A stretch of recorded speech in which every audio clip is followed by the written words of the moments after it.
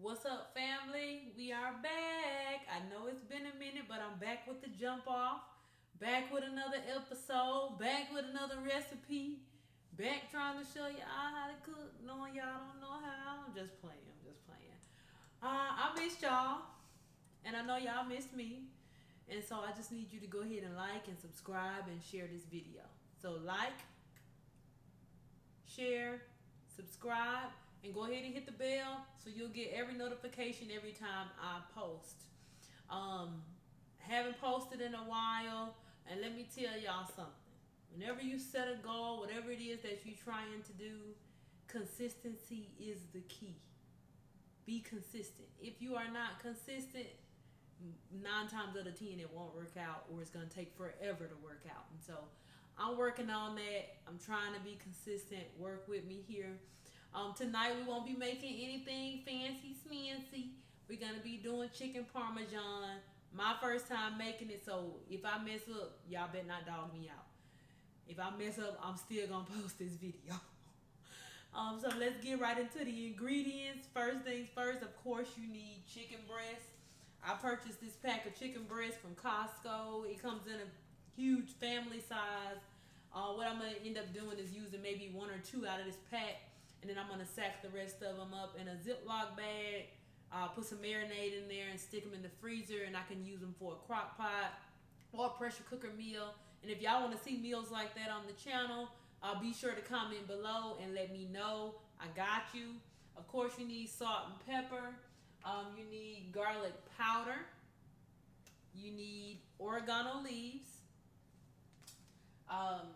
You need diced yellow onion, and just because I did not feel like cutting up onion, I went to the store and purchased them pre-cut.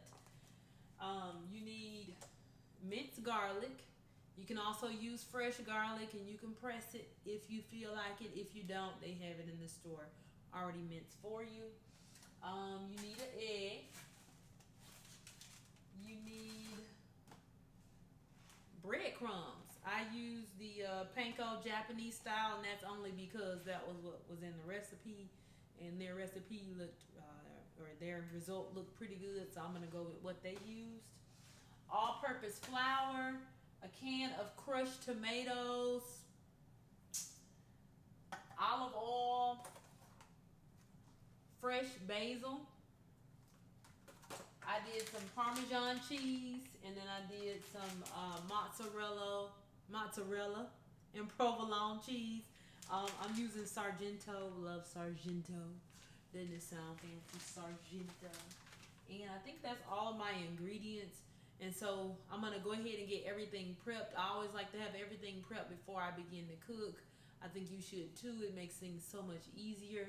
I'm going to do something similar to a tour of Italy. I'm only showing you guys the chicken parmesan, but I'm going to be serving up the chicken parmesan, fettuccine noodles with Alfredo sauce, and a salad. So it's going to be a partial tour of Italy. We're not going to make our way all the way around like Olive Garden does. We're just going to stop halfway through.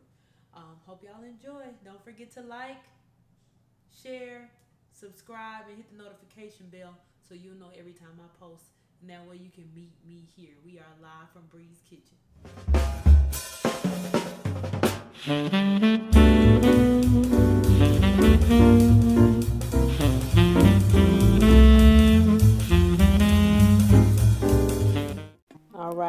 All right. Y'all gonna learn today how to make this chicken parmesan. Let's go ahead and get started. We're gonna cover the bottom of our boiler with some olive oil. Enough to cover the bottom, and you want to be able to sear your onions. So we're going to go ahead and dump our onions. No specific measurements, just drop them in there, let them fry, toss them around in that oil. That way all of them will get a chance to cook. Once they start to become transparent or see-through, and you start to smell them, you know that it's okay to get ready to prepare to add in your next ingredient. And our next ingredient is gonna be some minced garlic. There is no specific measurement for this one either. I love garlic. I like to add a lot of garlic, as you can see. You can add as little or as much as you like. I do buy my garlic minced, and I keep that in the refrigerator because it goes well in almost any recipe. any savory recipe. I know I'm just a fan of garlic and not everybody is, but look at how that looks. You want to sear that until it becomes fragrant. Once it becomes fragrant, we can go ahead and add in our crushed tomatoes. This is the 28-ounce can. We're going to drop that off in there. Looks good, don't it? Looks good. Be sure you pick up the crushed tomatoes, not tomato paste, tomato sauce, but the crushed tomatoes. And we're going to take our spoon and we're going to mix that up. Pick up those onions and that garlic and mix it around really well with the tomatoes. Get it blended pretty perfectly. And then we can go ahead and add in our oregano. I used to be terrible with that word. I used to call it oregano, but it's oregano.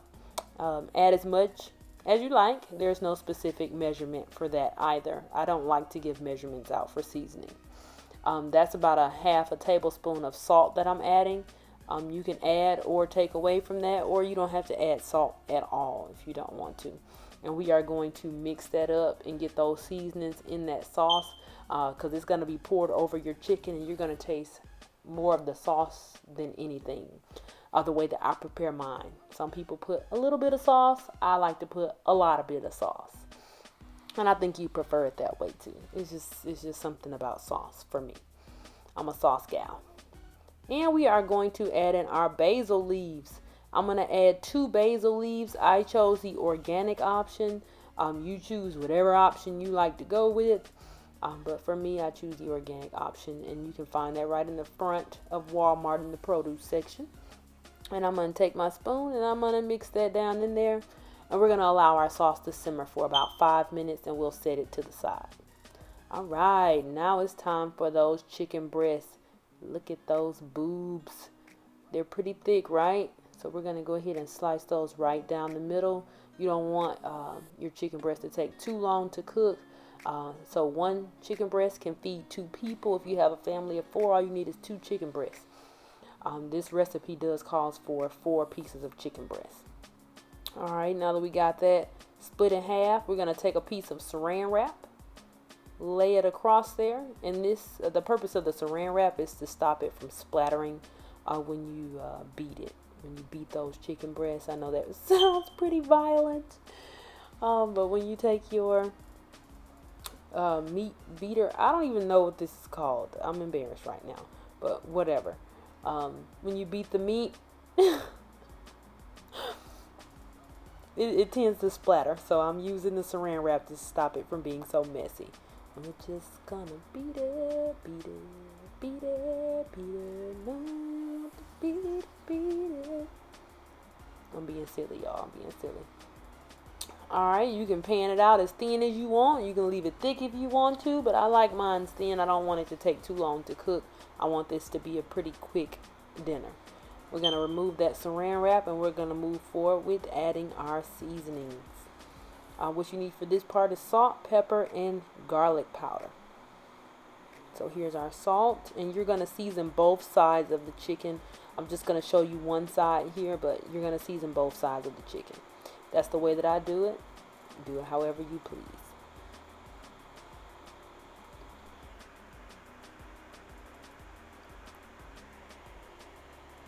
Pepper. And they say pepper is bad for you because it doesn't digest. It may be bad for you, but it's good for me, so I'm going to add it as a seasoning to my food. And we're shaking the garlic powder. Alright, moving on to our breading. This is what you're going to dip your chicken breast in before you pan sear it. This is the breadcrumbs, and we're going to shake a little bit of Parmesan cheese in the mix.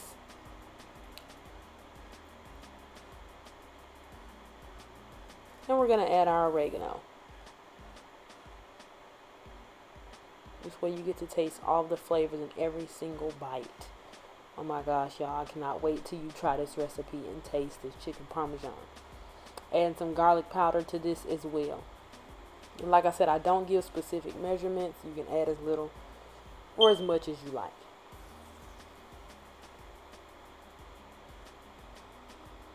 Added a little salt there.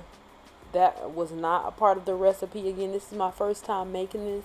I just chose to add salt because I like for my food to be well seasoned.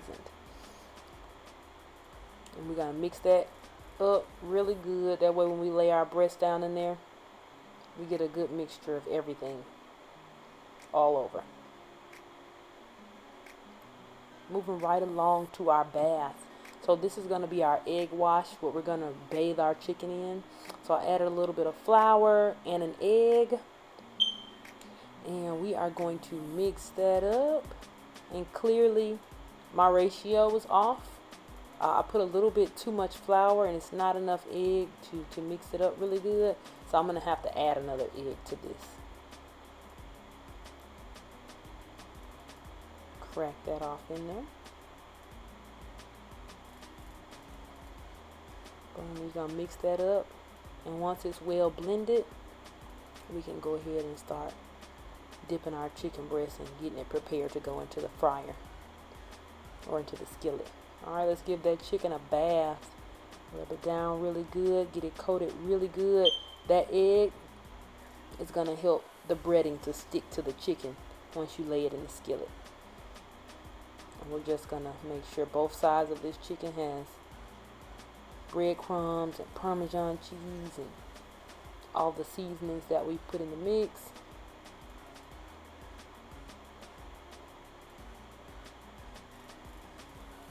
Alright, I think those tits may be ready to go off into our cast iron skillet.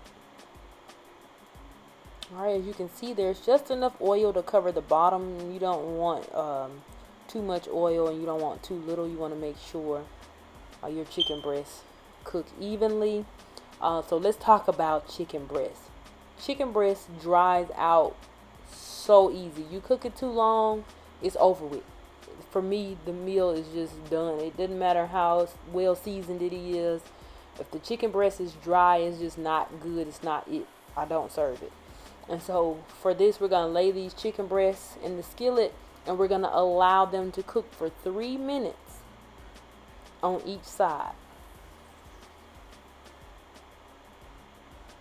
3 minutes on each side. And why I say 3 minutes is because this is going to go in the oven for 10 minutes at 400 degrees, and you do not want your chicken breast to be overcooked. So we're going to flip these over, and you can see that nice golden brown color. Those look so good. One of them look a little light skinned, look a little drakish, so I may have to end up flipping them over one more time just to make sure I get a nice brown color on both sides. And that's for presentation purposes. We're going to go ahead and take those out and let that grease soak up in that paper towel. Lay them in I have a glass pan that I love to use. You can use whatever pan that you have available. And we're just going to pour our sauce over that chicken breast. Now we've removed the 2 basil leaves from the sauce.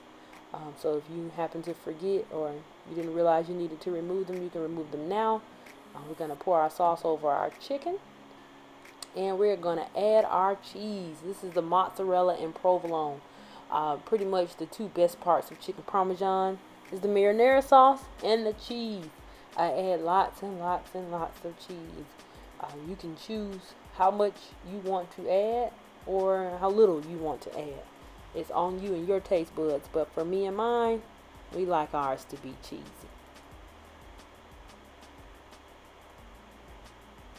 And we already have our oven preset. So once I'm done adding the cheese, I can go ahead and stick my chicken breast right on in the oven. Sticking those in there for 10 minutes gives me time to wash up the dishes that I've dirtied.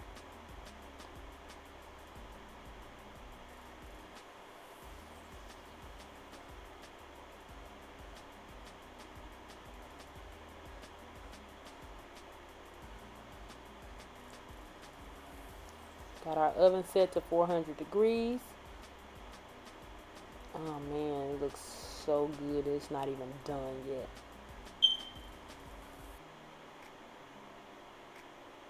And this is our end result. Look how easy it is to slide through that thing with that knife. Chicken breast not dry.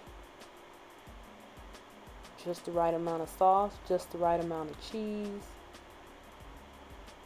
I'm telling y'all, it looks just as good as it looks. It tastes just as good as it looks. And that is the best damn chicken parmesan you will ever taste.